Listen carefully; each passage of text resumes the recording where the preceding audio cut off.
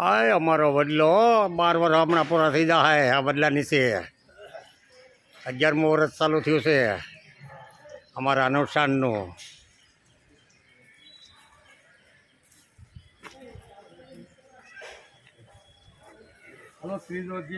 कर्मण्ये संसिद्धि मास्थिता जनकादय मास्थिता जनकादय मास्थिता जनकादय मास्थिता जनकादय कर्मण्ये वहि संसिद्धि मास्थिता जनकादय कर्मण्ये वहि संसिद्धि मास्थिता जनकादय कर्मण्ये वहि संसिद्धि मास्थिता जनकादय कर्मण्ये वहि संसिद्धि मास्थिता जनकादय लोकसंग्रहमेवापि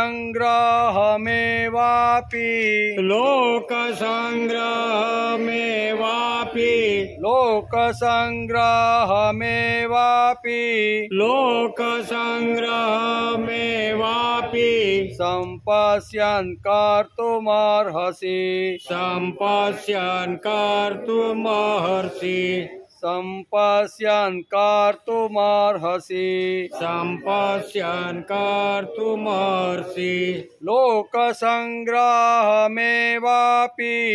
सम्पश्यन् कर्तुमर्हसि लोकसंग्रहमेवापि सम्पश्यन् कर्तुमर्हसि लोकसंग्रहमेवापि सम्पश्यन् कर्तुमर्हसि लोकसंग्रहमेवापि सम्पश्यन् कर्तुमर्हसि कर्मण्येव हि संसिद्धि मास्थिता जनकादय लोकसंग्रहमेवापि सम्पश्यन् कर्तुमर्हसि कर्मण्येव हि संसिद्धि मास्थिता जनकादय लोकसंग्रहमेवापि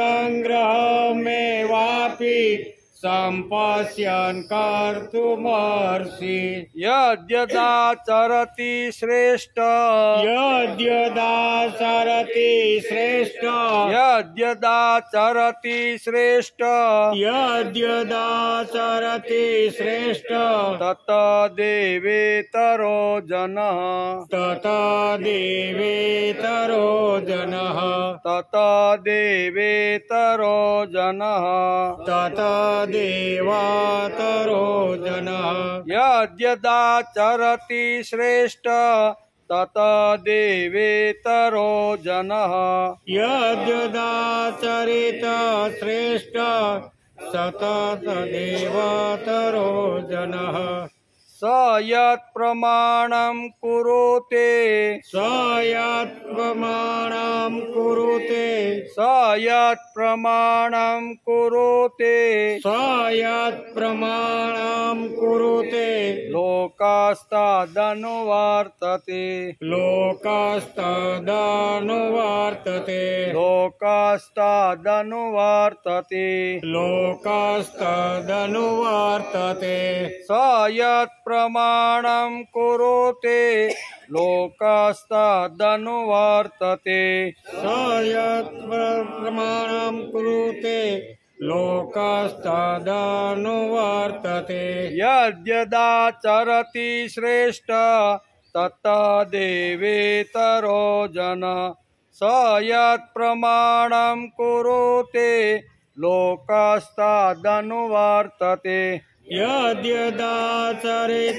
श्रेष्ठ ततदेवेतरो जनः स यत् प्रमाणं कुरुते लोकास्तदनुवर्तते 20-21 સાથે कर्मणेव हि संसिद्धि मा स्थिता जनकादय लोकसंग्रहमेवापि सम्पश्यन् कर्तुमर्हसि यद्यदाचरति श्रेष्ठ ततदेवेतरो जनः स यत् प्रमाणं कुरुते लोकास्तादनुवर्तते लोकास्तादनुवर्तते हरि ओम हरि ओम। आज 2 શ્લોક वसुदेवसुतं देवं कंसचाणूरमर्दनं देवकी परमानन्दं कृष्णं वन्दे जगद्गुरु गुरुर्ब्रह्मा गुरुर्विष्णु गुरुर्देवो महेश्वर गुरुर्साक्षात् परब्रह्म तस्मै श्री गुरुवे नमः। नारायणं नमस्कृत्यं नरं चैव नरोत्तमं देवीं सरस्वती व्यासं ततो जयमुदीरयेत् ततो जयमुदीरयेत्।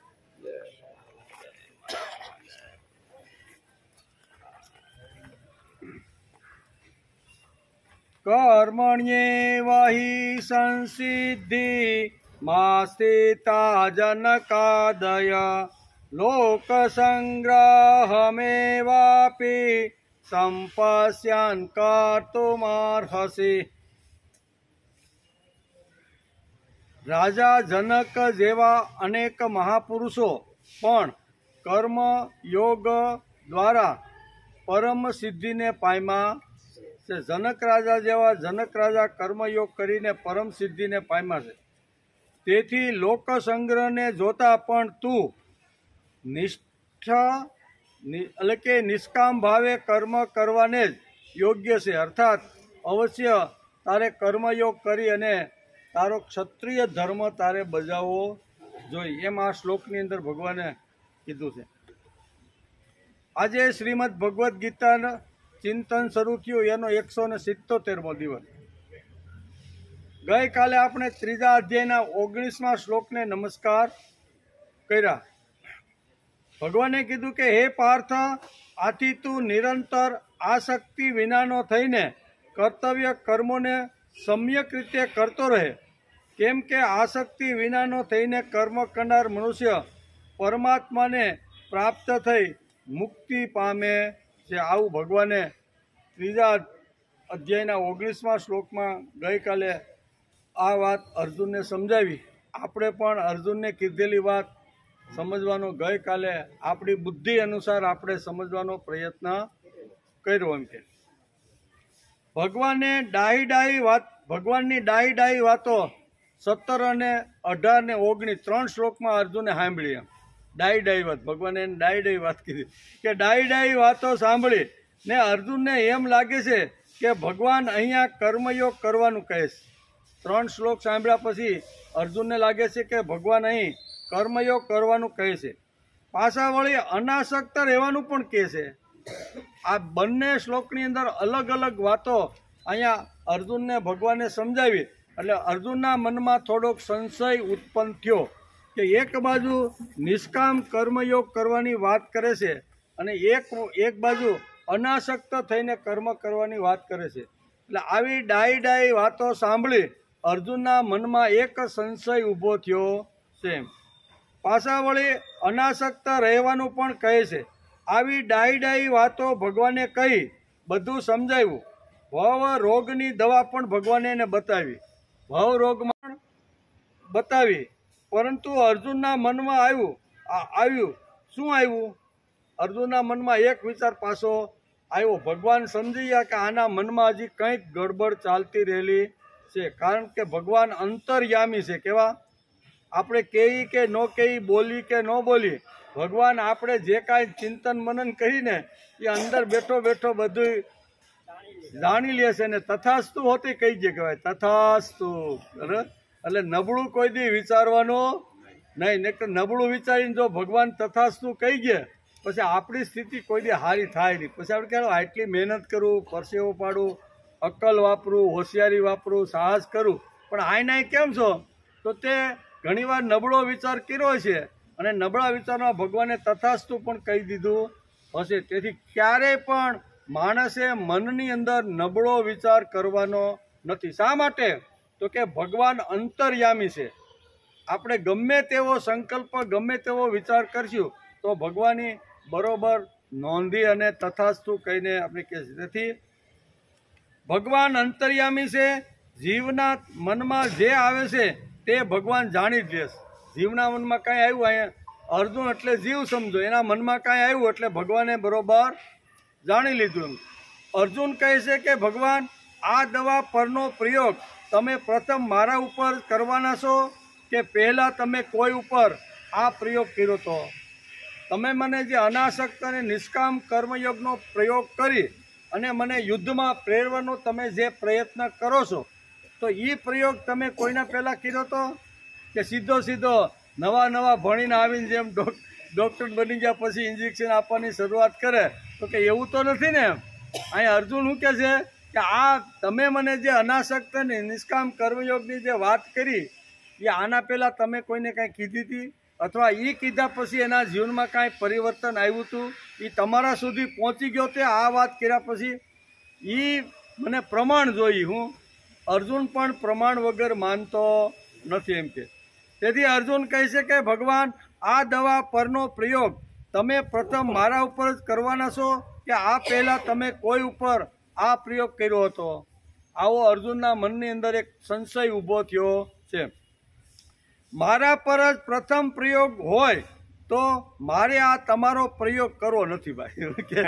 પહેલી વાર જ મારા ઉપર સીધા ઘણીવાર શું છે એનેસ્થેસિયાનો મોટો ડૉક્ટર બની જાય, ભણી લીધા પછી ઘરે આવે ને પછી તાજો એટલે દવાખાનું તો કાંઈ હોય નહીં એટલે પછી બીજા ડૉક્ટરો બોલાવે, ત્યાં જાય એમ અને ત્યાં એનેસ્થેસિયા આપીને દર્દીનું ઓપરેશન પહેલાં ડૉક્ટર કરી નાખે. એટલે એનેસ્થેસિયા સૂંઘાડતી વખતે અહીંયા દર્દી પૂછે છે ડૉક્ટર સાહેબને કે ડૉક્ટર સાહેબ તમે ભણીને આવી ગયા? કે હાજી કાલે જ મારું સર્ટિફિકેટ ને કાલે જ ભણીને આવ્યો. તો કે તમે મને એનેસ્થેસિયા આપી અને બે ભાન જે કરવાના છો એ આ પહેલી વાર આ હોસ્પિટલમાં આવીને મારા ઉપર પ્રયોગ કરો છો કે આવો કોઈ 2-5 વાર કોઈના ઉપર કર્યો ને પાછા ભાનમાં આવી ગયા 2 કલાક પછી એવું કાંઈ છે? આવું પૂછે કે નહીં દર્દી? દર્દીને આવું જ્યારે પૂછે ત્યારે ડૉક્ટર કે ના ભાઈ પહેલી વાર પ્રયોગ છે. ઓલો ઊભો થઈને હાલતો થઈ જાય. એ કે મારે પહેલી વારનો પ્રયોગ તમારી પાસે કરાવવો નથી. એવું જ અહીંયા અર્જુન ભગવાનને પૂછે છે કે તમે આ પ્રયોગ કોઈના ઉપર કર્યો હતો અને એ પ્રયોગ કર્યા પછી એનું જીવન બદલું હતું અને બદલું હોય તો મારે તમારી વાત સાંભળવાની છે, નકર તમારો પ્રયોગ મારે કાંઈ લેવાની કાંઈ જરૂર. આટલી ડાઈ વાતો અર્જુન પણ ભગવાનને આવી રીતનું કહે છે. મારા પર જ પ્રથમ પ્રયોગ હોય તો મારે આ તમારો પ્રયોગ કરવો નથી. આમ અર્જુને સ્પષ્ટ ભગવાનને કીધું. કેટલાક લોકો ડૉક્ટરને કહે કે તમે મને ઇન્જેક્શન આપવાની વાત કરો છો, તે પ્રયોગ કોઈ ઉપર તમે કર્યો તો કે સીધું મને જ ઇન્જેક્શન આપવા આવ્યા છો? બરાબર. અને ડૉક્ટર કે ના ના ભાઈ, આજે ઘણા લોકોને આવી રીતનું કરીને આવ્યો છું, આપ્યા પછી 2 કલાક પછી ભાનમાં આવી જાય છે, એટલે હું તને જે એનેસ્થેસિયા આપીને બેભાન જે કરું છું ને, એ તારા ઉપરનો પહેલો પ્રયોગ નથી. એમ મેં ઘણી હોસ્પિટલમાં જઈને ઓપરેશન કરતી વખતે મેં એનેસ્થેસિયા દર્દીને ઊંઘાડ્યા છે, અને પછી 2 કલાક પછી પાછા ડૉક્ટરને પૂછું કે તમારો મેં જે દર્દીને આવી તો ઇન્જેક્શન આપ્યું હતું ભાનમાં આવ્યો કે નહીં? તો કે રિપોર્ટ બહુ સારો છે. તો કે તો વાંધો નહીં, તો લગાડો હોય. તો કોઈ મારો આમાં કાંઈ વાંધો નથી. કોઈ ઉપર તેનો પ્રયોગ થયો હોય અને તેનું પરિણામ સારું આવ્યું હોય તો હું મારું શરીર તમને આપું, નકર મારું શરીર તમને આપવાની કાંઈ જરૂર. ડૉક્ટરને પણ જેમ દર્દી કહીએ મારું આટલું સરસ મજાનું શરીર, એ કાંઈ એમને થોડું તમને આપી દઉં. તમે કોઈના ઉપર પ્રયોગ કર્યો હોય, સફળ ગયો હોય, તો હું મારું શરીર તમને આપું. એમ કે તો હું મારું શરીર તમને આપું હોય તો હું મારું શરીર તમને આપું, નહીંતર આ શરીર તમારા પ્રયોગ માટે નથી ભાઈ.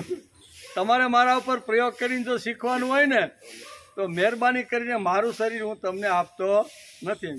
આવી રીતે અર્જુન પણ કહે છે કે મારું જીવન પ્રયોગાર્થ નથી. ભગવાન કહે દીકરા, હું તારી વાત બરોબર સમજું છું. તે મને પૂછ્યું કે આ પ્રયોગ તમે મારી ઉપર પહેલી વાર કરો છો કે આની પહેલાં તમે આ પ્રયોગ કોઈના ઉપર કર્યો હતો? ત્યારે ભગવાન કહે છે કે દીકરા, હું તારી ઉપર અત્યારે જે પ્રયોગ કરી રહ્યો છું ને, એ પૂર્વકાળે ઘણા લોકોના જીવનમાં આ પ્રયોગ મેં કરીને સાબિત કરી બતાવ્યું છે કે એ લોકો અનાસક્ત થઈને પ્રભુને પામી ગયા છે. આવું ભગવાન અહીંયા સર્ટિફિકેટ અર્જુનને આપે છે. એવી રીતે અર્જુન પણ કહે છે કે મારું જીવન પ્રયોગશીલ નથી. હું તારી વાત બરોબર સમજું છું. આમ ભગવાન કહે છે. આના તો ઘણા પ્રયોગો મેં કર્યા છે. ભગવાન શું કહે છે? મેં તને જે વાત કરી જીવન ઉટકવાની, ઉજળું કરવાની અને અનાસક્ત થઈને પરમાત્માને પામવાનો જે પ્રયોગ મેં તને સમજાવ્યો ને ભાઈ, આ ખાલી તારી ઉપર જ અત્યારે કરું છું એવું નથી. હજારો ઋષિમુનિ અને હજારો આવી રીતના જે જ્ઞાની પુરુષો ને ભક્તો છે ને, એના ઉપર મેં આ પ્રયોગ કર્યો છે. કે તમે આ બધાના પ્રયોગ કર્યા તો એકાદાનું નામ આપો. આમ અર્જુન કહે છે કે તમે આટલા બધા ઋષિઓનું સીધું કહી ગયો છો, તો એના એકાદા પ્રતિનિધિની તમે વાત કરો કે આ બધાના પ્રતિનિધિ તરીકે તમે કોને આ ટેબ્લેટ કે ઇન્જેક્શન આપ્યું ની કેવો બદલી ગયો? આમ કરી અને અર્જુન જ્યારે પૂછે છે ત્યારે ભગવાન એને જનક રાજાનું ઉદાહરણ આપીને એને સમજાવે છે.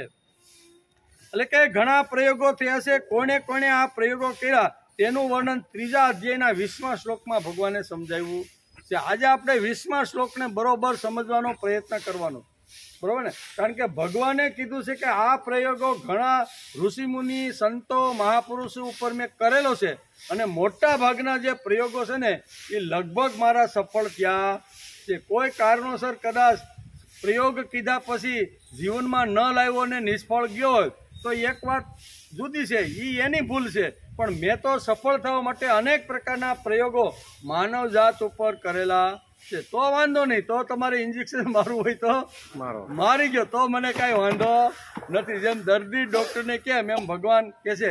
ત્યારે ભગવાન 3 અધ્યાયના 20મા શ્લોકની અંદર આખું લિસ્ટ બતાવે છે કે આવા જે મહાપુરુષો હતા ને એના ઉપર મેં પ્રયોગો કર્યા, અને એમાંનો એક પ્રતિનિધિ એટલે જનક રાજા. જનક રાજા આટલો મોટો રાજા, આટલો મોટો જેની પાસે શાસન, આટલો મોટો વૈભવ, આટલી મોટી સત્તા અને સંપત્તિ હતી ને, પણ છતાં એ વિદેહી થઈ ગયા. શેના લીધે? તો કે અનાસક્ત યોગ એને ધારણ કરી લીધો, જીવનમાં ઉતાર્યો. મોટું બધું ઘણું બધું કર્મ કરે છે, પણ કર્મ કરવા છતાંય કર્મથી એ લેપાતા, કર્મ એને લેપી શકતું નથી. કર્મમાં રમવાનું, ફરવાનું, હરવાનું, પણ કર્મ એનું કાંઈ બગાડી શકતો નથી. આમ કરી અને 3 અધ્યાયના 20મા શ્લોકની અંદર ભગવાન અહીંયા જનક રાજાનું ઉદાહરણ આપે છે. આ શક્તિ રહિત થઈને કર્મ કરવા અર્થાત પોતાના માટે કોઈ કર્મ ન કરવાથી શું કોઈ પરમાત્માને પ્રાપ્ત થઈ શકાશે? તેનો ઉત્તર ભગવાન તમે મને આપો. એમ આવો અર્જુન પ્રશ્ન કરે છે. એટલે ભગવાન એનો પછી ઉત્તર આપે છે કે આવા તો ઘણા બધા છે ભાઈ, કેટલું લાંબુ લિસ્ટ આપું. પ્રહલાદ, નારદ, પરાશર, પુંડરીક, બધું બહુ લાંબુ લિસ્ટ છે. એ લાંબુ લિસ્ટ એવું છે કે અનાસક્ત યોગ ધારણ કરીને આ બધા મહાપુરુષો પરમાત્માને મોક્ષ ગતિને બધા જ પામી ગયા છે. અને એમાં જનક રાજા જેવાનું ઉદાહરણ આપીને આ શ્લોકની અંદર સમજાવવાનો પ્રયત્ન કરે છે. કર્મણ્યે વહી સંસિદ્ધિ આશ્રિતા જનકાદયા લોક સંગ્રહ મેવાપી સંપાસ્યાન કર્તુમર્હસી. રાજા જનક જેવા અનેક મહાપુરુષો પણ કર્મયોગ દ્વારા જ પરમ સિદ્ધિને પામ્યા છે અને મુક્તિ બધા પામી ગયા. મુક્તિ સુધી પહોંચવાનું કામ જનક રાજા જેવા અનેક રાજર્ષિઓ આ જગતની અંદર આવ્યા, અનેક ઋષિઓ આવ્યા, અંતે અનેક સંતોને આચાર્યો આવ્યા. બધાએ આ પ્રયોગ દ્વારા એ પરમ ગતિને પામી ગયા છે એમ ભગવાન કહે છે. લોક સંગ્રહને જોતા પણ તું નિષ્કામ ભાવે કર્મ કરવાને જ યોગ્ય છે. અર્થાત અવશ્ય કર્મયોગ કરવો જોઈએ. કર્મયોગ તું કર્મથી ભાગી અને આવી કે દોષ સમજીને તું છોડવાનો પ્રયત્ન કરે છે ને, તો દોષ એમાં તને લાગવાનો નથી. ગઈકાલે આપણે જોતા હતા કે જે માણસ પોતાને ભગવાને નિયત કરેલા જે કર્મ હોય ને એ કર્મ કરે તો એમાં દોષ આવે તો દોષ એ માણસને લાગતો નથી. તેથી ભગવાન આ કર્મયોગની વાત સમજાવતા અહીંયા અર્જુનને કહે છે કે હે અર્જુન, તારે આવો નિષ્કામ કર્મયોગ થઈ અનાસક્ત થઈને તારે કર્મ કરવું જોઈએ એમ આ શ્લોકની અંદર કહે છે.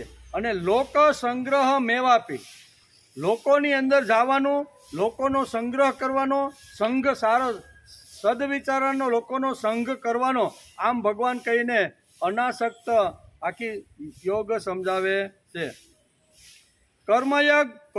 ભગવાન કહે છે કે હે અર્જુન, કર્મયોગ બહુ પુરાનો યોગ છે. કેવો? આજે હું તને કર્મયોગ સમજાવું છું, આજનો નથી, પુરાણો ઠેઠ ભગવાને જ્યારે સૃષ્ટિનું જ્યારે સર્જન કર્યું ને ત્યારથી આ પુરાતન તત્વ યોગ થયેલો હોય છે. કર્મયોગ બહુ પુરાતન યોગ છે, જેના દ્વારા રાજા જનક જેવા અનેક મહાપુરુષો પરમાત્માને મોક્ષને પ્રાપ્ત થઈ ચૂક્યા છે. આમ ભગવાને અર્જુનના મનમાં જે સંશય હતો ને એ સંશયનું સમાધાન કરવા માટે ભગવાને અર્જુનને આ વાત જનક રાજાનું દ્રષ્ટાંત આપીને સમજાવવાનો પ્રયત્ન કર્યો. આ વાસ્તવિકતાને માનીને સંસારથી મળેલી વસ્તુઓને સંસારની સેવામાં જ લગાડી દેવાથી સુગમતાપૂર્વક સંસાર સંબંધથી વિષેદ થઈને પરમ ગતિને માણસ પ્રાપ્ત કરી લે છે. પરમ ગતિ પરમ સિદ્ધિને જો પ્રાપ્ત કરવાની હોય ને તો અનાસક્ત યોગના સિદ્ધાંતો દ્વારા કરી શકાય છે. એટલા માટે કર્મયોગ પરમાત્મા પ્રાપ્તિનું સુગમ, શ્રેષ્ઠ અને સ્વતંત્ર સાધન છે. કેવું?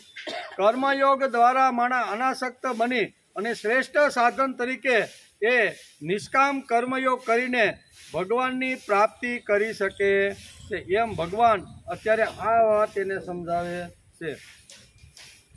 ગઈકાલથી નવરાત્રિની શરૂઆત થઈ, બરાબર ને?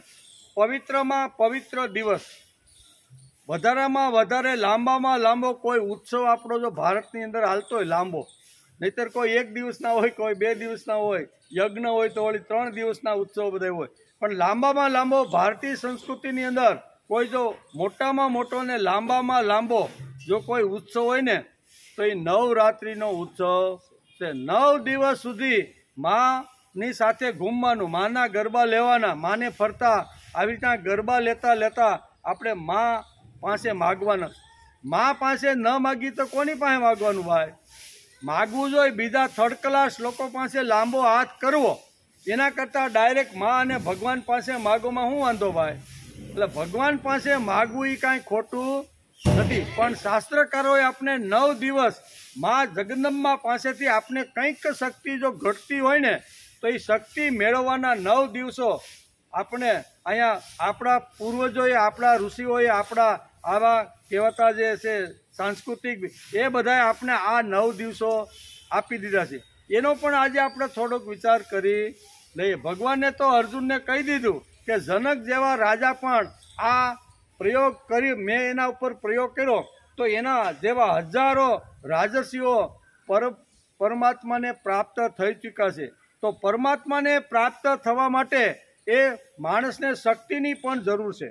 શક્તિ વગર પરમાત્માની પ્રાપ્તિ થઈ શકતી નથી. જો શક્તિ જોતી હોય તો શક્તિ માગવાની કોની પાસે? આવા 9 દિવસ આપણા ઋષિઓએ આપણા જીવન વિકાસ માટે અને માગવાનું જ હોય તો મા પાસે માગવું.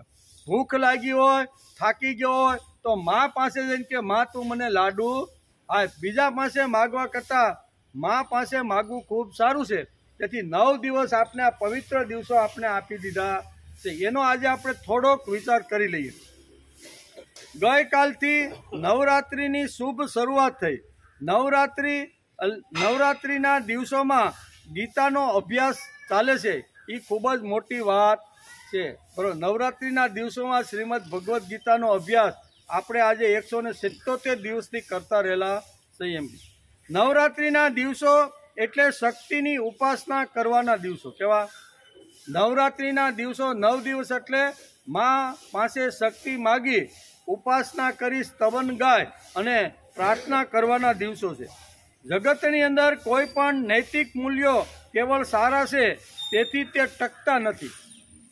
એને ટકાવવા માટે શક્તિની પણ જરૂર પડે. નૈતિક મૂલ્ય ઘણીવાર સારા હોય તો સારા નૈતિક મૂલ્યને ટકાવવા પાછળ જો શક્તિ ન હોય તો નૈતિક મૂલ્ય ખલાસ પોતે થઈ જાય છે અથવા એને કોઈ ખલાસ કરી નાખે છે. તેથી નૈતિક મૂલ્યને ટકાવવા માટે શક્તિની પણ ખૂબ જ આવશ્યકતા છે. પરંતુ તેમનું અસ્તિત્વ ટકાવી રાખવા માટે તેમની પાછળ સમર્થ લોકોની તપસ્યાનું પીઠબળ ખૂબ જ જરૂરી. સારા વિચારો સમાજમાં જો લાંબા સમય સુધી જો ટકાવી રાખવાના હોય ને તો જે શક્તિશાળી જે પુરુષો છે ને, સમર્થ જે પુરુષો છે, એનું પીઠબળ સદવિચારોને મળે તો સદવિચારો લાંબા કાળ સુધી ટકે છે.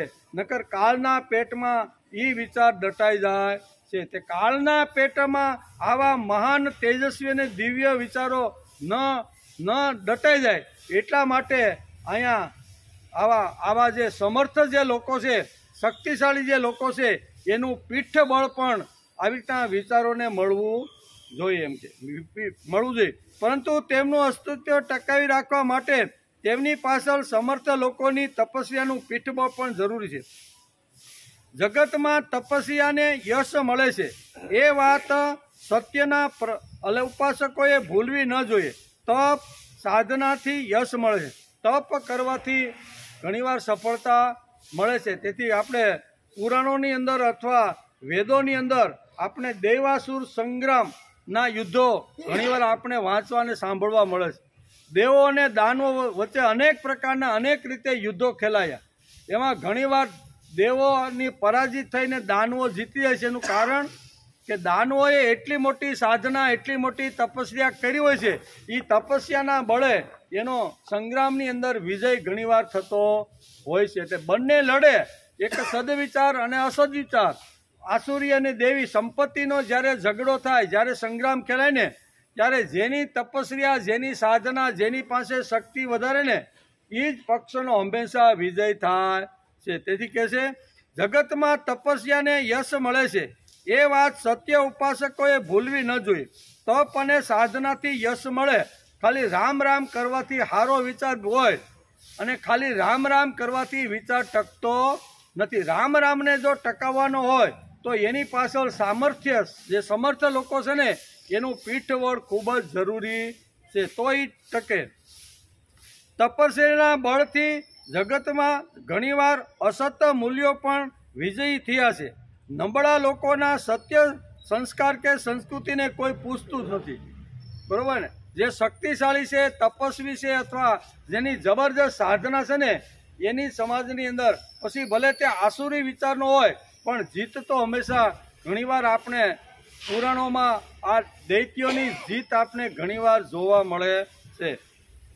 આસો મહિનામાં આવતા આ નવરાત્રિ ઉત્સવ માટે એક પૌરાણિક કથા પણ આપણા પુરાણકારોએ, વેદવ્યાસ જેવા મહાપુરુષે એક પૌરાણિક કથા પણ આખી આની પાછળ 9 દિવસના આ જે તપસ્યા છે, 9 દિવસની સાધના છે, 9 દિવસનું જે મા જગદંબાની આજુબાજુ ફરી અને જે કાંઈ શક્તિની આરાધના જે કરી છે ને એની એક વાર્તાના રૂપની અંદર પુરાણકારો એટલે કે વેદવ્યાસ એક વાર્તા પણ ઊભી કરી દીધી. વાર્તા કઈ છે? વાર્તા બહુ સરસ છે. તમે કદાચ મારા કરતાં સારી રીતે સાંભળી છે અને બોલવાનું કહીને તો મારા કરતાં તમે એ વાર્તા સારી રીતે વર્ણન કરશો. આવી વાર્તા આપણા પુરાણની અંદર અહીંયા નવરાત્રિના 9 દિવસની અંદર અહીંયા મહિષાસુરને કેવી રીતનો અહીંયા શક્તિએ એનો સંહાર કર્યો એનું સુંદર મજાનું પુરાણોમાં એક વાર્તાના રૂપની અંદર વેદવ્યાસે લખી રાખ્યું છે. તેણે પોતાના સામર્થ્યને જોરે બધા દેવો તેમજ મનુષ્યો ઉપરને ત્રાહિમામ કરી દીધા હતા. દૈત્યોએ એટલી તપસ્યા કરી, એટલી સાધના કરી અને તપસ્યા અને સાધનાથી એની અંદર એટલી બધી શક્તિ આવી ગઈ અને દેવોની સાથે એણે લલકાર કર્યો કે હવે તમે અમારી જોડે લડવા માટે આવી જાઓ. દેવોને આવી રીતનો લલકારનો અવાજ થયો, બંનેનું યુદ્ધ થયું અને યુદ્ધની અંદર દેવો હારી ગયા. અને હારી ગયા એટલું જ નહીં પણ આ દૈત્યો જે હતા, રાક્ષસી વૃત્તિના જે અસુર જે લોકો હતા ને એણે આખા સમાજના માનવ જાતને પણ ત્રાહિમામ પોકારી કરાવી. દેવોને તો હરાવી દીધા, દેવો પાસેથી ઇન્દ્રાસન લઈ તો લીધું. ઇન્દ્રાસન ઉપર દૈત્યનું આધિપત્ય તો આવી ગયું પણ સમાજની અંદર જે સામાન્ય જે માણસ હતો ને એ મનુષ્યને પણ ત્રાહિમામ શું કહેવાય આ અસુરે કરી. એનું નામ હતું મહિષાસુર. કેવો? મહિષાસુર એટલો જબરજસ્ત હતો અને એ દૈત્યનો પ્રતિનિધિ હતો. બધા દૈત્યોને ભેગા કરી દેવો ઉપર ચડાઈ કરી અને એમણે વિજય પ્રાપ્ત કરીને સમાજમાં હાહાકાર મચાવી દીધું. એવી પુરાણની અંદર એક વ્યાસે સુંદર મજાની આ વાર્તા લખી છે. આ વાર્તા પાછળનું રહસ્ય જો આપણે સમજી લઈએ તો નવરાત્રિ આપને બરોબર સમજાઈ જાય. નકર તો નવરાત્રિમાં પ્રસાદ ખાવાનું, ઘૂમવાનું અને રાતના 12 વાગ્યા પછી તો ફિલ્મી ગીત ચડાવી નાચવાનું ને કૂદવાનું. ઘણીવાર આપણે આવું થાય પણ એની પાછળનો શુદ્ધ અને પવિત્ર હેતુ શું હતો એ ખરેખર નવરાત્રિના 9 દિવસની અંદર જાણી અને એ પ્રમાણે જીવન બદલવાનો પ્રયત્ન માણસે કરવો જોઈએ. તેથી તેણે પોતાના સામર્થ્યના જોરે, આ મહિષાસુરે પોતાના સામર્થ્યના જોરે બધા દેવો તેમજ મનુષ્યને ત્રાહિમામ પોકારતા કરી મૂક્યા. દેવી વિચારોની પ્રભા ઝાંખી પડી ગઈ અને દેવી લોકો ભયગ્રસ્ત થઈ અને બધા 2 હાથ જોડીને બધા દેવતાઓ બ્રહ્મા, વિષ્ણુ અને મહેશ પાસે આવ્યા. ક્યાં? ભગવાનની હારેલા જે દેવતાઓ હતા હાથમાંથી ઇન્દ્રાસન ગયું, રાજ્ય ગયું, સ્વર્ગ ગયું, પછી તો થઈ ગયા નવરા કે એટલે હવે શું કરવાનું? તો કે હાલો ભગવાન પાસે જઈ અને ભગવાન કાંઈક જો સલાહ આપે અને ગયેલું રાજ્ય જો અમને પાછું મળી જાય તો પાછા અમે રાજ્ય કરવા લાગી. તેથી બધા જ દેવતાઓ અહીંયા 2 હાથ જોડી અને બ્રહ્મા, વિષ્ણુ અને મહેશની પાસે આવે છે. આવી અને એની જે વ્યથા છે, એની જે કાંઈ અગવડો છે ને એ બધી અગવડોની રજૂઆત ભગવાનની સામે કરે છે. દેવી વિચારોની પ્રભા ઝાંકી થઈ હતી અને દેવી લોકો ભયગ્રસ્તમાં હતા. હિંમત હારી ગયેલા દેવોએ કહ્યું કે આપણે હવે બ્રહ્મા, વિષ્ણુ અને મહેશની આરાધના કરી, સ્તુતિ કરી, પછી જો એ પ્રસન્ન થાય અને ગયેલું આપણું સ્વર્ગ જો પાછું મળે તો એના માટે આપણે હવે આના ભગવાનના આશરા સિવાય બીજો કોઈ રસ્તો આપણી પાસે નથી. બધા દેવતાઓ અહીંયા ભગવાનની પાસે ગયા. દેવોની પ્રાર્થનાથી ભગવાન પ્રસન્ન થયેલા. આદ્ય દેવો મહિષાસુર પર ક્રોધે ભરાયા. તેમના પુણ્ય પ્રકોપમાંથી એક દિવ્ય દેવી શક્તિ નિર્માણ થઈ.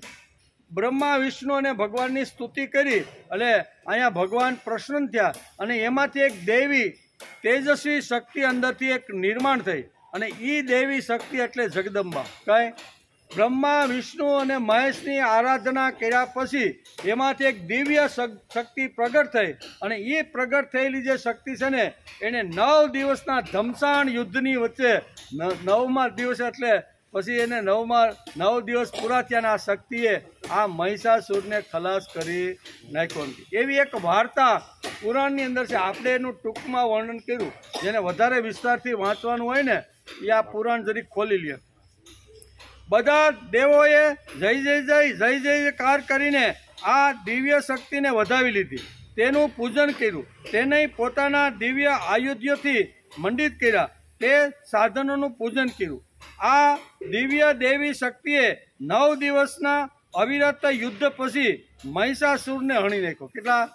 મહિષાસુર એમ કાંઈ મરાય એવો નહોતો. આ બધા જ દેવોએ પોતાના આયુધ્ય મા જગદાંબાને બધાને આપી દીધા કે તમે આ બધા હથિયારોથી મહિષાસુરને મારો. 9 દિવસનું ધમ્માચક્ડી યુદ્ધ થાય છે, બરાબર ને? આ મહિષાસુરમાં એટલી તાકાત, એટલું બળ, એટલું શક્તિ હતી ને કે માને પણ આવી રીતના પેલા પરાસ્ત કરવા દે, આટલી મોટી શક્તિ હતી.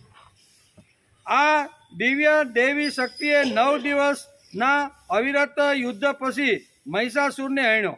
આશી વૃત્તિને દામી દેવી અને દેવી સંપત્તિનું પુનરુત્થાન કર્યું.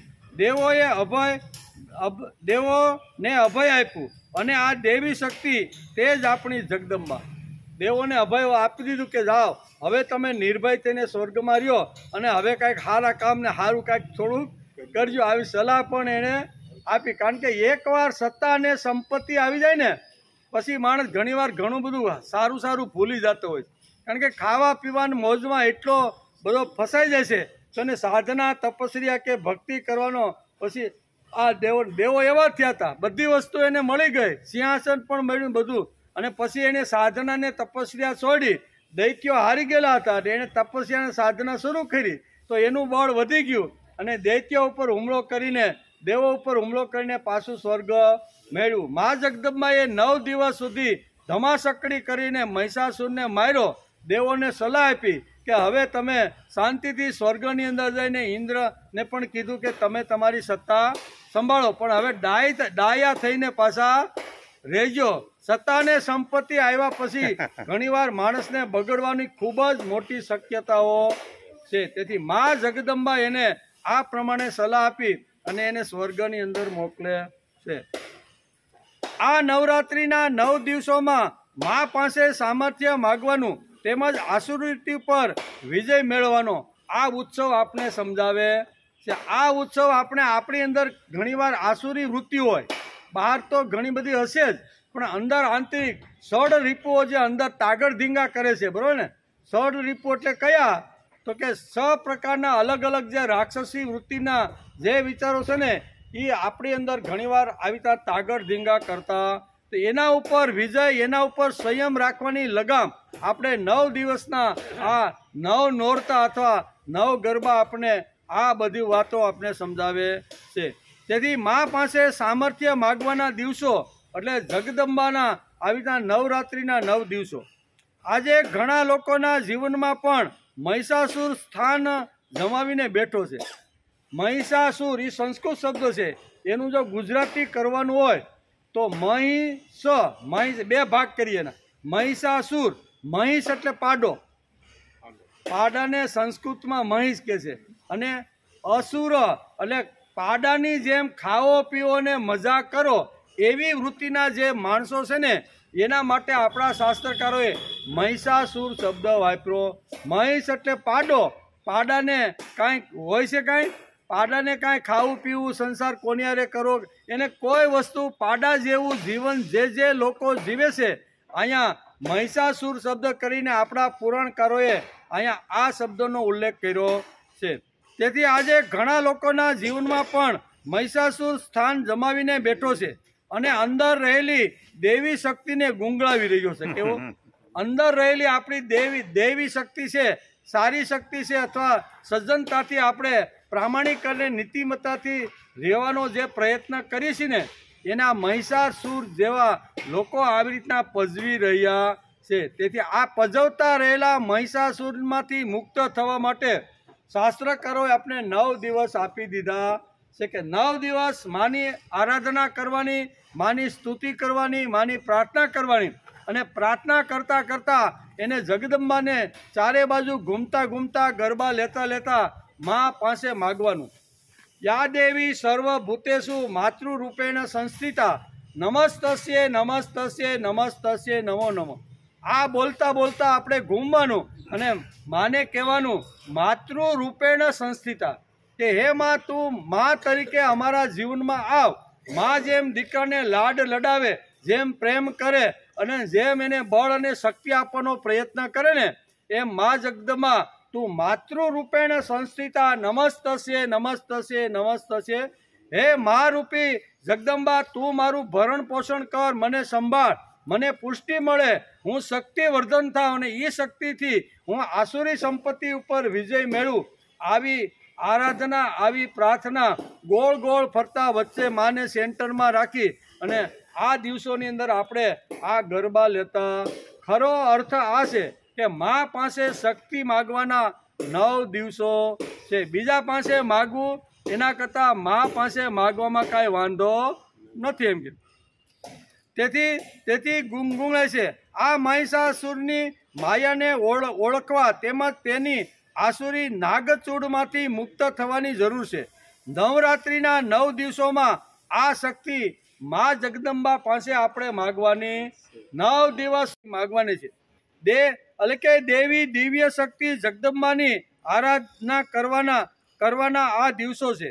9 દિવસ અખંડ દીપ પ્રગટાવી મા જગદંબાની પૂજા કરી તેની પાસેથી શક્તિ મેળવવાના દહાડા, તે દહાડાના દિવસોને આપણે નવરાત્રિ તરીકે આપણે ઓળખીએ છીએ. 9 દિવસ સુધી સતત આપણા ઘરની અંદર પણ એક સુંદર મજાનો ગરબાની અંદર દીવો અને અવિરત 9 દિવસ સુધી અખંડ એ દીવો રહે, બરાબર.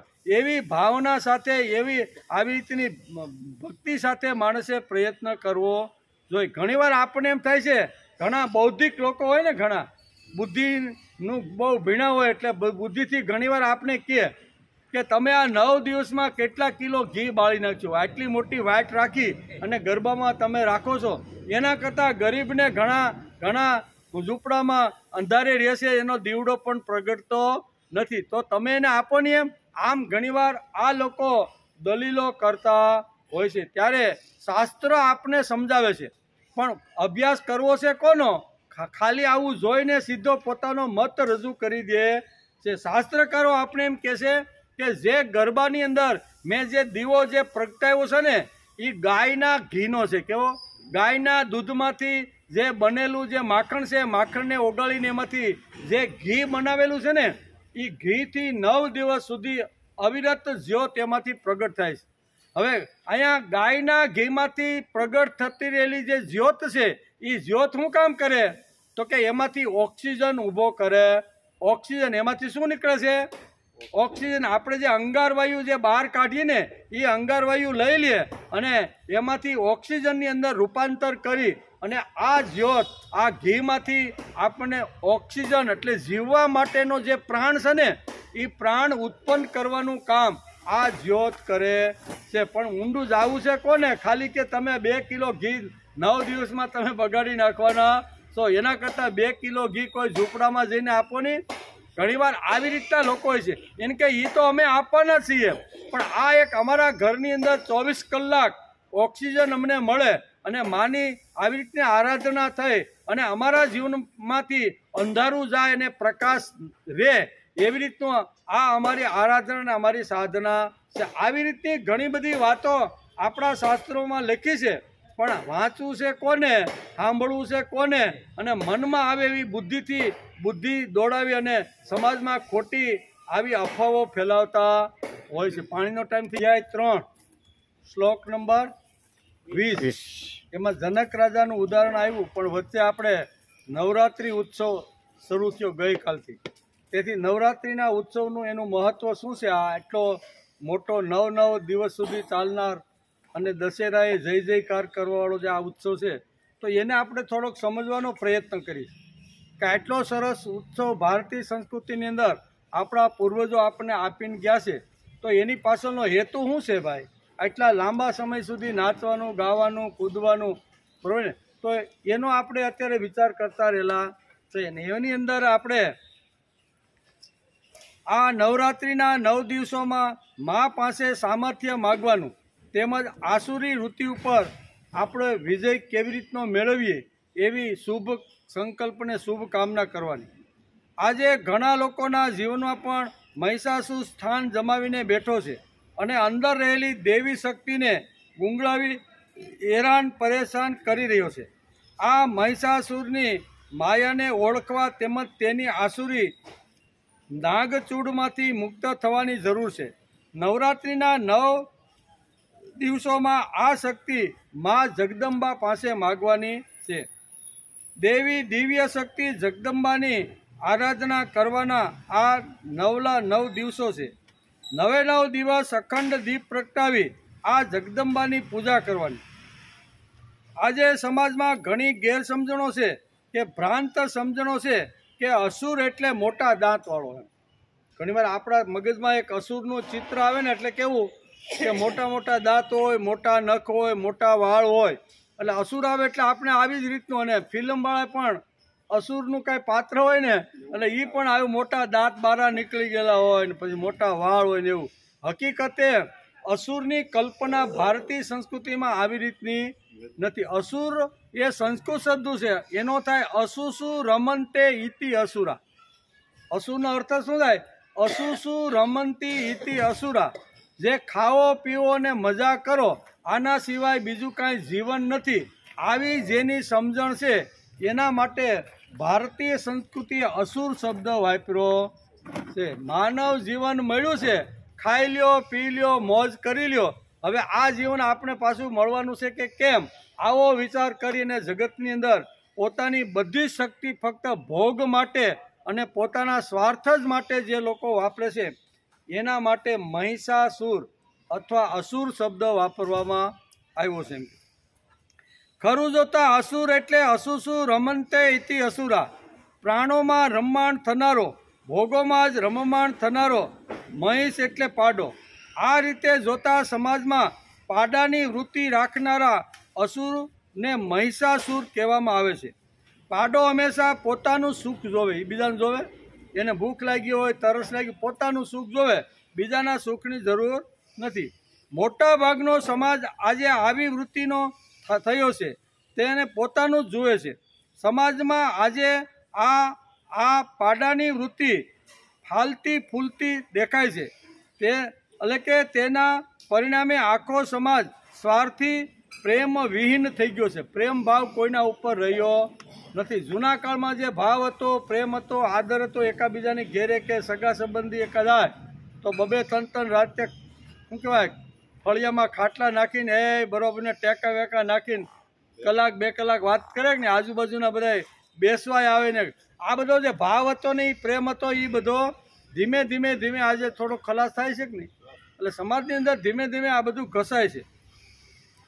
તેથી સમાજમાં આજે વ્યક્તિવાદ અને સ્વાર્થ પરાયણતા અમર્યાદિત બની છે. મહિષાસુર રૂપે નાચતા રહેલા છે.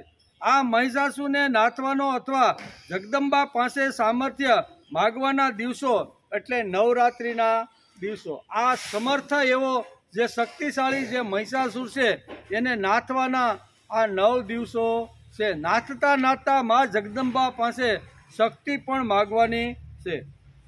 તેથી આપણા વેદોએ પણ શક્તિની ઉપાસનાને ખૂબ જ મહત્ત્વ આપ્યું. વેદોની અંદર પણ શક્તિની ઉપાસનાને વેદોએ પણ ખૂબ જ મહત્ત્વ આપ્યું છે. મહાભારતનું પાનું આપણે મહાભારત વાંચતા હતા જે વખતે, અથવા જે લોકો વાંચતા છે અત્યારે, એનું પાનું આપણે જોઈને તો બળ ઉપાસનાથી ભરેલું છે. બધાની પાસે શક્તિની જ વાત આવે છે. મહાભારત ગ્રંથ બલો ઉપાસના તેમજ શૌર્ય પૂજાથી ભરેલું છે.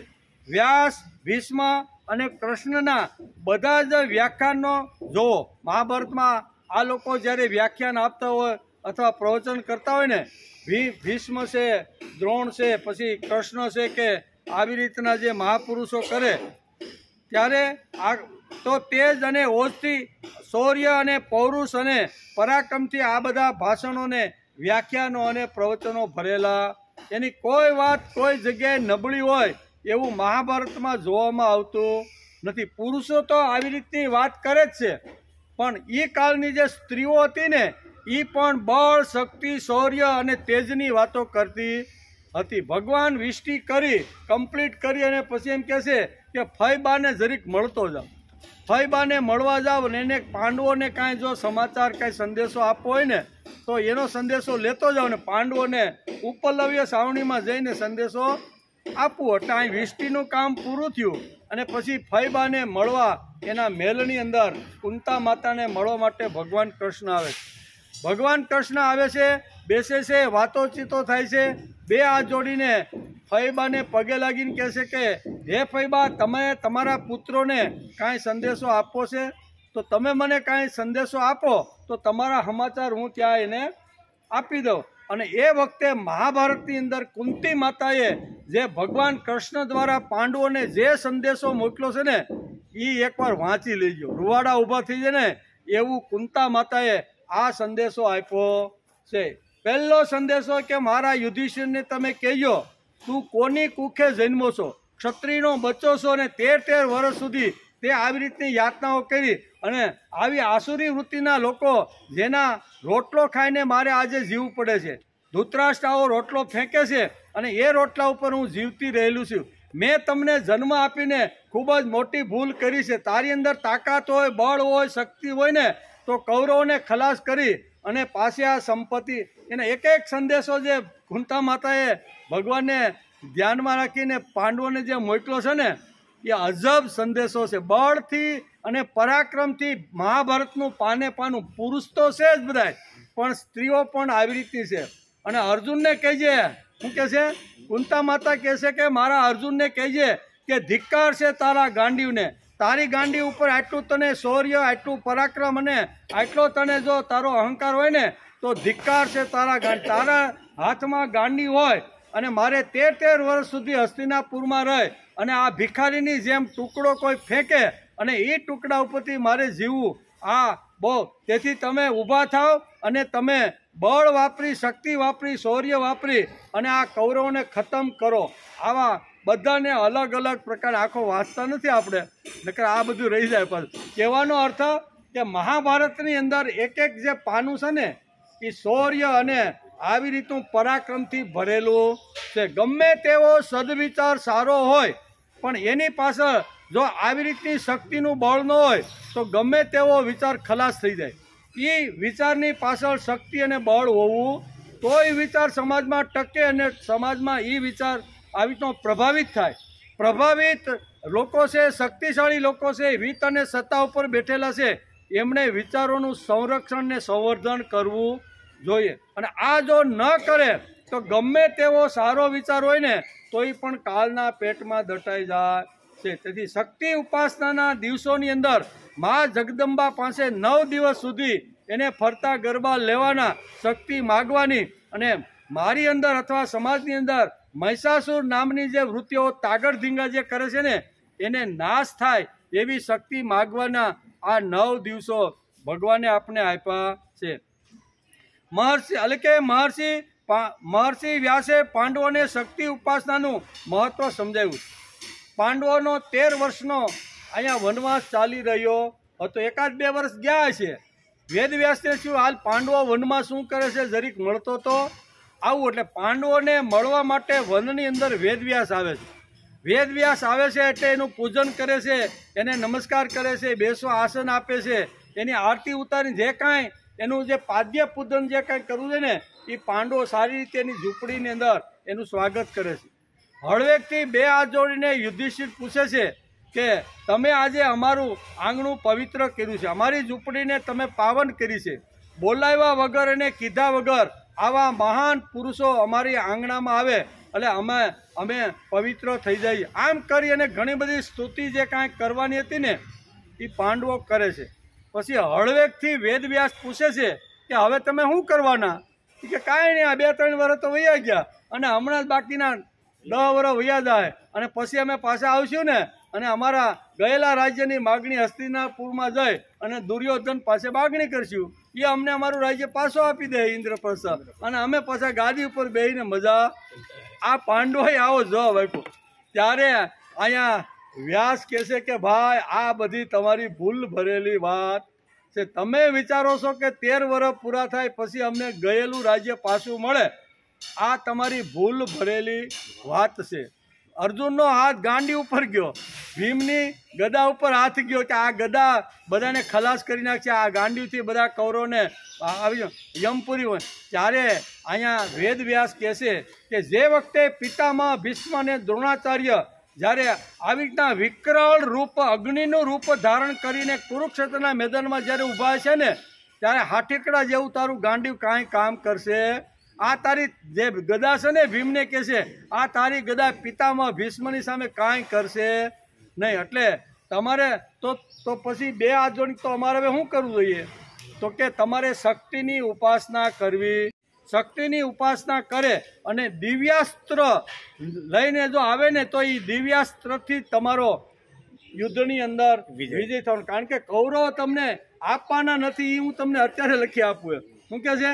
ગમે તેવી આડી હવળી વાતો કરીને તમને નહીં આપવાની વાતો બધી ટાળી નાખશે. એ 13 વર્ષ પહેલાં અજ્ઞાતવાસમાં દેખાઈ ગયા અને ફરી એને 12 વર્ષ જવું પડશે. આવી ગમે તેવી વાતો કરી અને એ ટાળવાનો પ્રયત્ન કરશે. એટલે લડાઈ સિવાય, યુદ્ધ સિવાય તમારે બીજો કાંઈ વિચારવાનું તો શું કરવાનું?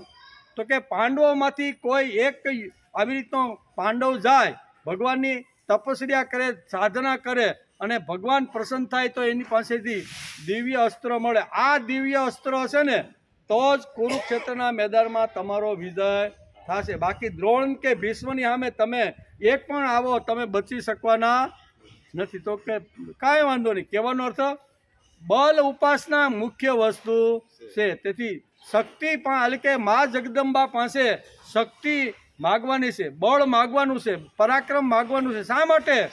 તો કે મહિષાસુર જેવા અનેક પ્રકારના સમાજમાં અને માણસના જીવની અંદર આવા મહિષાસુરો તાગડ ધીંગા કરે. કામ, ક્રોધ, લોભ, મોહ, માયા અને મચ્છર, આ ષડ રીપુઓ છે. કેટલા? એ બધા અંદરના રીપુઓ છે. અને બહારના કેવા છે? દુર્યોધન છે, દુશાસન છે, જરાસંઘ છે, બરોબર ને? આ બધા બહારના સહ લોકો છે અને અંદર બેઠા છે.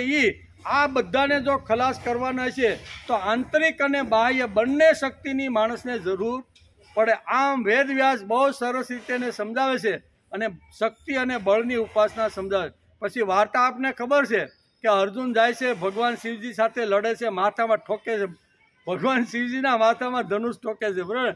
કહેવાનો અર્થ કે આમ કરીને એની પાસેથી પાશુપત અસ્ત્ર અને સ્વર્ગમાં જઈને ઇન્દ્ર પાસેથી આવી રીતની શક્તિઓ લઈને આવે છે અને એ શક્તિઓથી પછી એનો વિજય થાય. ખાલી વિચાર સારો હોય અને શક્તિ જો ન હોય તો એ વિચાર લાંબો સમય સુધી સમાજમાં ટકતો નથી. સર્વેત્ર સુખી ન સંતુ, આવું આપણે બોલી દરરોજ. ખાલી આશીર્વાદ આપવાથી કાંઈ સમાજ સુખી થતો નથી. સમાજના દુઃખો હળવા થતા નથી. દુઃખો હળવા કરવાના હોય તો આશીર્વાદ આપ્યા પછી માણસે કામે લાગી જવું પડે, તો જ એ મંત્રને અર્થ છે. બાકી સર્વેત્ર સુખીના સંતુ, સર્વે સંતુ નિરામયા, સર્વે ભદ્રાણી પશ્યંતુ, માં કચ્ચિત દુઃખ માપનું. હે ભગવાન, અમારા સમાજમાં કોઈના ઉપર દુઃખ ન આવે, બધાને સુખ અને શાંતિ મળે. આવા આશીર્વાદ તો આપણે ડગલે ને પગલે ઘણીવાર મળતા હોય છે. પણ આશીર્વાદ મળ્યા પછી એની પાછળ જો શક્તિ નહીં હોય ને તો આશીર્વાદની કોઈ કિંમત રહેતી નથી. તેથી આપણા ઋષિઓએ, આપણા પૂર્વજોએ આપણે આ ઉત્સવ આપી અને શક્તિની ઉપાસનાનું આપણે આ વ્રત સમજાવ્યું છે.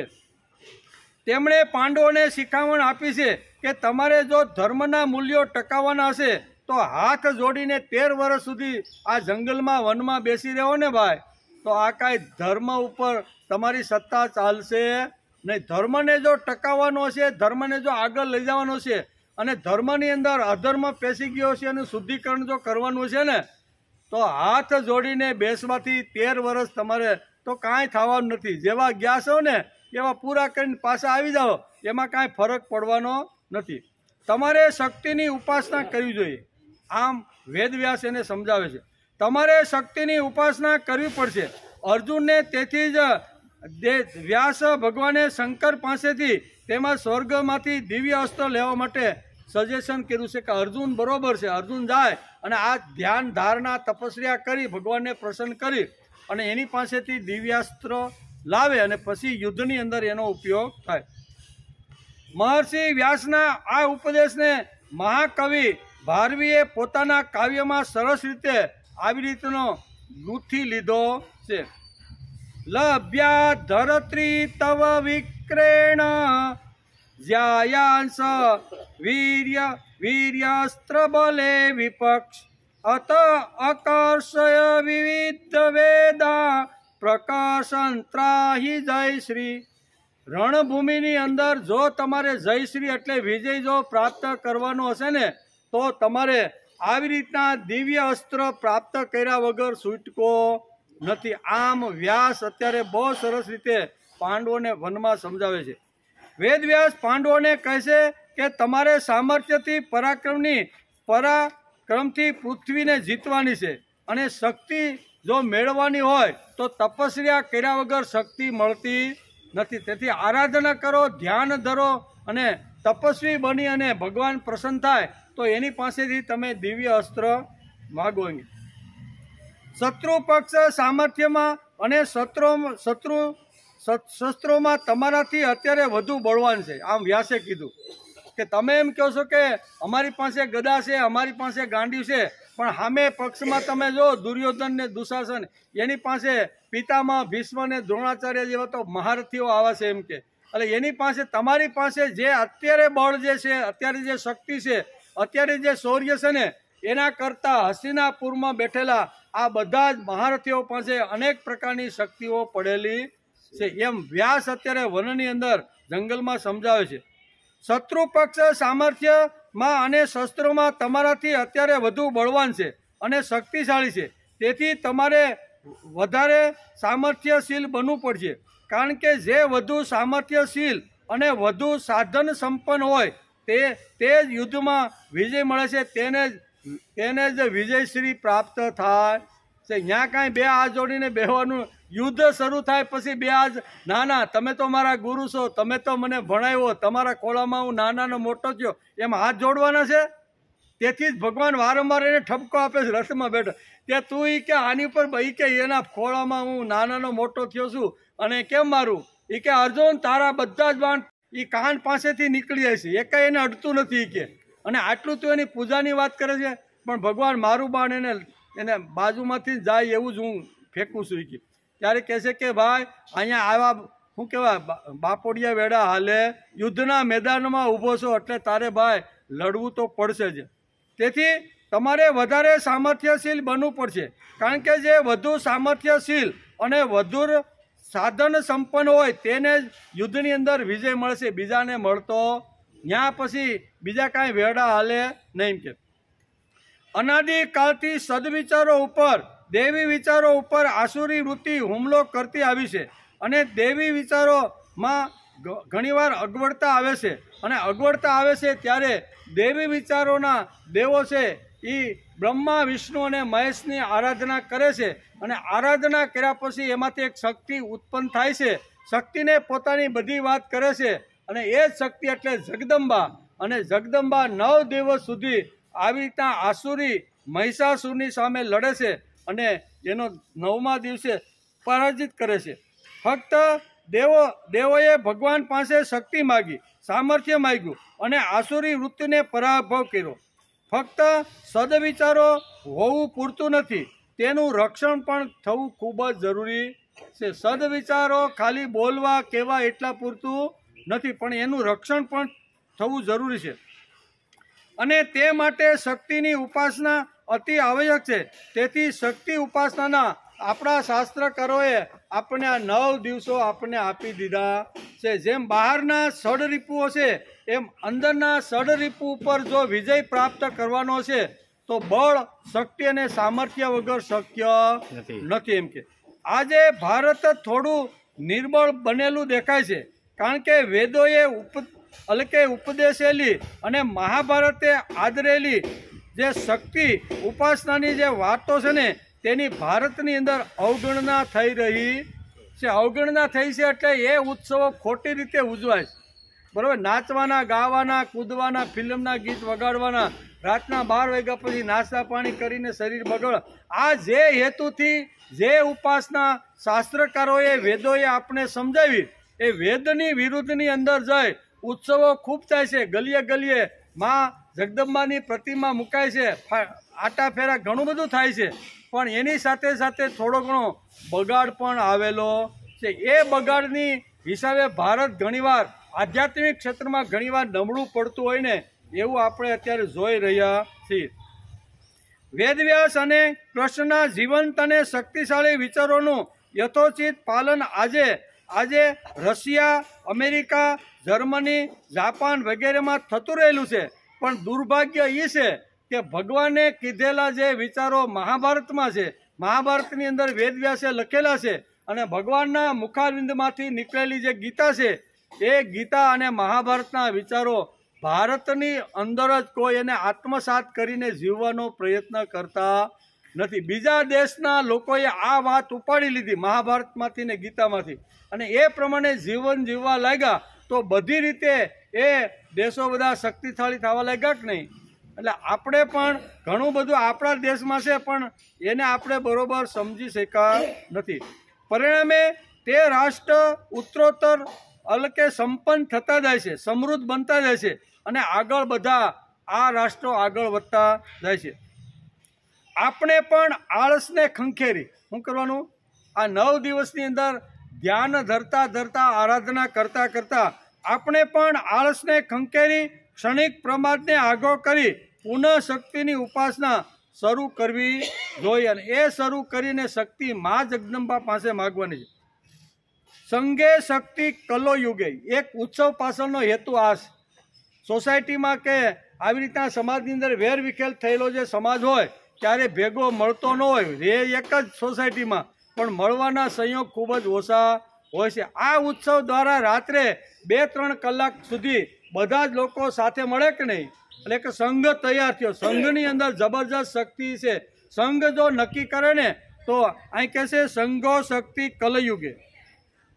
એ વાત ધ્યાનમાં રાખી નવરાત્રિના દિવસોમાં દેવી વિચારના લોકોનું એક સંગઠન તૈયાર કરવામાં આવે છે. અમે બધા દેવી લોકોના ભગવાનના લાડકા દીકરા છીએ.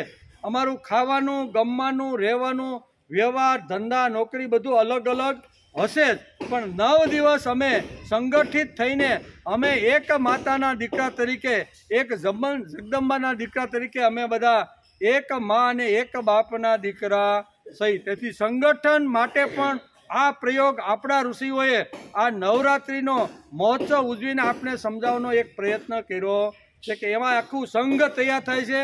આખો એક સંઘ તૈયાર થાય, અને સંઘ તૈયાર થાય તો એવી રીતનું થાય. તેથી સંઘે શક્તિ કલોયુગે એ વાત ધ્યાનમાં રાખી નવરાત્રિના દિવસોમાં દેવી વિચારના લોકોનું સંગઠન સાધવાનો પ્રયત્ન આ 9 દિવસમાં થાય છે. એ સંગઠનમાં પ્રમુખ સ્થાને જગદંબા રહે છે, અને એની ભક્તિથી જ આપણામાં શક્તિ પ્રગટ. જગદંબાને પ્રમુખ બનાવી દેવાના 9 દિવસ માટે, કોઈ માણસ નહીં એમ, બરોબર ને. પ્રમુખ શા માટે, તો કે જગદંબાને સેન્ટરમાં રાખવાના. જગદંબાને સેન્ટરમાં રાખી અને પછી આજુબાજુ માણસે ગરબા ઘૂમવાના હોય છે. ગરબા ઘૂમતા ઘૂમતા આવી રીતના રાસ લેતા લેતા મા જગદંબાની પાસે જોવાનું, એની સામે જોવાનું, અને મનની અંદર કહેતું રહેવાનું કે મા, અમને ઘણી પ્રકારની શક્તિ જોઈએ છે, અમારી અંદર ઘણી બધી શક્તિની ઉણપ છે, તો મા તમે એ શક્તિ આપો. આમ ઘૂમતા ઘૂમતા બોલવાનું છે. આ વાતો સમજાવવા માટે જ આપણા શાસ્ત્રકારોએ નવરાત્રિના 9 દિવસ દરમિયાન ગરબા કે રાસ રૂપે જગદંબાને મધ્યમાં રાખી અને ઘૂમવાનો મહિમા સમજાવ્યો. આટલા માટે ઘૂમવાનું, ભલે રાસ આપણે ગમે રીતે લેતા હોય, પણ ઘૂમવાનું શા માટે, કે અમને શક્તિની જરૂર છે. જગદંબા માની આસપાસ ફરતા ફરતા મા પાસેથી માગવું જોઈએ કે મા તું અમને એટલે કે સદબુદ્ધિ આપ, અમને સંગબળ આપ, મા અમને તું પવિત્ર બનાવ. બરાબર. ઘૂમતા ઘૂમતા એને જ્યારે ગરબા લઈએ છીએ ને ત્યારે મા પાસે આ બધી માગણી કર. અમારો અહંકાર આવે છે, અમારી મહિષ જેવી વૃત્તિ નિર્માણ થાય છે, અમને દ્વેષ આવે છે, મા જગદંબા તું તેને ખાઈ જા. બરોબર. મા જગદંબાને કહેવો છે કે અમે સત્કાર્ય કરવા માટે જ્યારે બેસી જાય ત્યારે અમારો નાનકડો એવો જે અહંકાર છે ને એ બહાર ફૂફાડા મારે. મેં તને અહીંયા ખુરશી ઉપરથી આ આજે વ્યાસપીઠ ઉપર રાખવાનું મેં આ ઘોડી આમ તે કરી હતી અને તે કેમ આમ કરી એ કે પણ આમ નહીં એમ નહીં, એનો પાયો આવી જ રીતનો આપણો જે અહંકાર છે ને એ કેવો કરે, ફૂફાડા મારે. એ ફૂફાડા મારતા અહંકારને અહીંયા 9 દિવસ પૂરતો શાંત કરી દેવાનો છે. જગદંબા પાસે આ માગવાનું છે કે મહેશ જેવી અમારી જે વૃત્તિ છે અને અમારી અંદર ઘડીએ ઘડીએ આવી રીતનો એક અહંકાર અને એક અભિમાનનું આવી રીતનો એક ફૂફાડો મારતો રહેલો એક અંદર રહેલો જે શત્રુ છે ને એ શત્રુને ખલાસ કરવાનું કામ મા જગદંબા તમારે જ કરવાનું છે. માણસ માણસને સમજાવે, હવે તું બેયની તને શું ખબર પડે એ કહી દેવાનો છે, પણ ભગવાન પોતે આવીને જો ખુદ કહે ને તો કે વાત તો સાચી છે. એટલે મા જગદંબા તમારે અમારા પ્રમુખ સ્થાને 9 દિવસ સુધી સેન્ટરમાં રહેવાનું. અમે તમને પ્રમુખ સ્થાને સ્થાપશું, આજુબાજુમાં ઘૂમશું, તમારા નામનું સ્મરણ કરશું અને તમારી સામે જોતા જોતા અમારો જે અહંકાર છે ને એ અમે ઓગાળવાનો અથવા ઓછો કરવાનો પ્રયત્ન કાઢવાનો નથી. કેવો એને થોડોક ઓગાળવાનો છે અથવા એને થોડોક આમ તેમ સમજાવી અને જ્ઞાની બનાવવાનો પ્રયત્ન. આપણું જે અહંકાર અને અભિમાન છે ને એને થોડા જ્ઞાની બનાવવાનો પ્રયત્ન. કાંઈ વાંધો નહીં ભાઈ, હાલો તમે કેવી બરોબર છે, રેડી, કાંઈ વાંધો નહીં. આ થોડુંક કરવાનો માણસે પ્રયત્ન કરવો જોઈએ. બીજી વાત છે કે અમારા સંઘબળની અંદર અમારો અહંકાર આવે છે, અમારી મહેશ જેવી વૃત્તિ નિર્માણ થાય છે, અમને દ્વેષ આવે છે. મા જગદંબા તેને તું ખાઈ જા. બસ અમારી મા પાસે અમારી 9 દિવસ પૂરતી આટલી માગણી છે કે અમારામાં ઘણું બધું હશે પણ એ ખાવાનું કામ તમારે કરવાનું. નવરાત્રિના દિવસોમાં એકત્રિત થઈ માનું સ્તવન ગાવાનું, માની સ્તુતિ કરવાની અને માની પાસે પ્રાર્થના કરવાની છે. કઈ પ્રાર્થના? તો કે યા દેવી સર્વભૂતેષુ બુદ્ધિ રૂપેણ સંસ્થિતા નમસ્તસ્યે નમસ્તસ્યે નમસ્તસ્યે નમો નમઃ. બુદ્ધિની માગણી કરવાની છે કે ભગવાન હે જગદંબા તમે અમારી બુદ્ધિને શુદ્ધ અને પવિત્ર બનાવવાનો પ્રયત્ન કરો. યા દેવી સર્વભૂતેષુ બુદ્ધિ રૂપેણ સંસ્થિતા નમસ્તસ્યે નમસ્તસ્યે નમસ્તસ્યે નમો નમઃ. આ અમારી બુદ્ધિ કુંઠિત થઈ ગઈ છે. કેવી? કાંઈ વિચારી શક્તિ નથી. કરવું કે નહીં કરવું, જાવું કે નહીં જાવું, ખાવું કે નહીં ખાવું, ગાવું કે નહીં ગાવું, બોલવું કે નહીં બોલવું, બરોબર? એવું જેમ અર્જુના મનની અંદર આ દ્વિધા જેમ ઉત્પન્ન થઈ ગઈ હતી એમ અમારા જેવા સામાન્ય લોકોની અંદર ઘણીવાર આવી રીતની બુદ્ધિ આવી રીતની બેડ મારી જાય છે. કયું સારું કયું નરસું એ અમારી બુદ્ધિ નિર્ણય કરી શકતી નથી. તેથી જગદંબાને કહેવાનું, પહેલા જ મંત્રના પહેલા સ્તુતિમાં કહેવાનું કે યા દેવી સર્વભૂતેષુ બુદ્ધિ રૂપેણ સંસ્થિતા નમસ્તસ્યે નમસ્તસ્યે નમસ્તસ્યે નમો નમઃ. અમારી બુદ્ધિ અત્યારે કુંઠિત થઈ ગઈ છે. અમારી બુદ્ધિ કંઈ વિચારી શકતી નથી કે અમારું કલ્યાણ શેમાં છે, અમારું શ્રેય શેમાં છે, એ અમારી બુદ્ધિ અત્યારે કંઈ વિચારી શકતી નથી. તેથી હે મા જગદંબા તું અમારી કુંઠિત થયેલી બુદ્ધિની અંદર તેજપૂર, તું એની અંદર સામર્થ્યપૂર, તું એની અંદર શક્તિપૂર અને અમને શું કહેવાય અંધકારમાંથી પ્રકાશ તરફના માર્ગમાં અમારી બુદ્ધિને તું લઈ જાય. બરોબર? નમસ્તસ્યે નમસ્તસ્યે નમસ્તસ્યે નમસ્તસ્યે નમો નમઃ. આ અમારી બુદ્ધિ કુંઠિત થઈ ગઈ છે. અમે સદ અસદને વિવેક ભૂલ્યા છીએ. તેથી અમારી બુદ્ધિ સ્થિર રહે એવી અહીંયા આ મંત્રની અંદર અહીંયા માગણી કરેલી કે અમારી બુદ્ધિ કેવી રીતે હવે સ્થિર રહેવી જોઈએ. એમ કે યા દેવી સર્વભૂતેષુ શ્રદ્ધા રૂપેણ સંસ્થિતા નમસ્તસ્યે નમસ્તસ્યે નમસ્તસ્યે નમો નમઃ.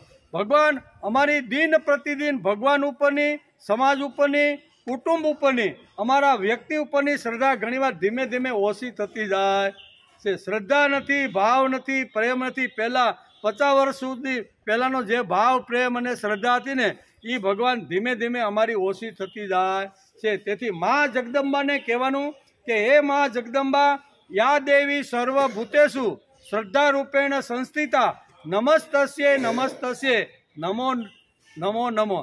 એટલે કે શ્રદ્ધાહીન અમે થયા છીએ. હે મા અમે શ્રદ્ધાહીન થયા છીએ. શ્રદ્ધાનું પાથે બુદ્ધિની આપ લૂંટીમાં ખલાસ થઈ ગયું છે.